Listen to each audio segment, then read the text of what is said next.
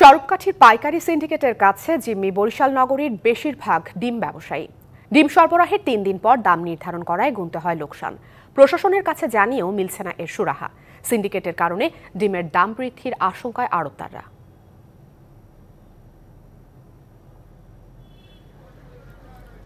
বরিশালের সবচেয়ে বড় ডিমের বাজার স্বরূপকাঠিতে প্রতিদিন 1 লাখ পিসের বেশি হাঁস মুরগির ডিম কেনাবেচা হয় এই বাজারে।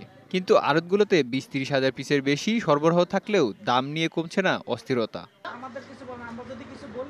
অভিযোগ আছে ডিমের পাইকারি ব্যবসায়ীরা মিলে গড়ে তুলছেন সিন্ডিকেট। প্রতিদিন তাদের কাছ থেকে ডিম সংগ্রহ করেন আড়তদাররা, কিন্তু সংগ্রহের 3 দিন পর ইচ্ছে মতো দাম নির্ধারণ করায় বেশিরভাগ সময়ই লোকসান গুনতে হচ্ছে আড়তদারদের। এখন 3 দিন পর দাম দিলে মনে করেন 100 ডিমে 50 টাকা 60 টাকা বাড়াই দিল, তা আমরা করবো কি? আমার তো লস হয়ে যায়। আমাদের 3 দিন পর পর আমি দাম ফালাই। যেমন আজকে আপনার মাল দিয়ে গেছে, আপনার শনিবার দিন দাম ফালাইবে, আমরা আতঙ্কে থাকি কি দাম ফালায়।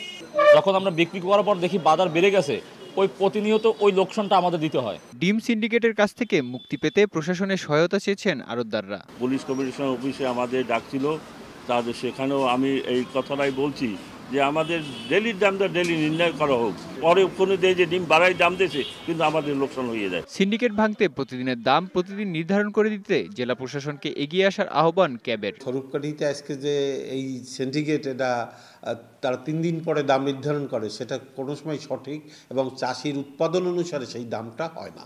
এই ধরনের সিন্ডিকেট বন্ধ করে প্রতিদিনের ডিমের দাম প্রতিদিন নির্ধারণ করা হয়। বর্তমানে খুচরা বাজারে মুরগির ডিমের হালি 50 টাকা, হাঁস 65 টাকা ও ভাঙা ডিম 30 টাকা হালিতে বিক্রি হচ্ছে। DBC news desk.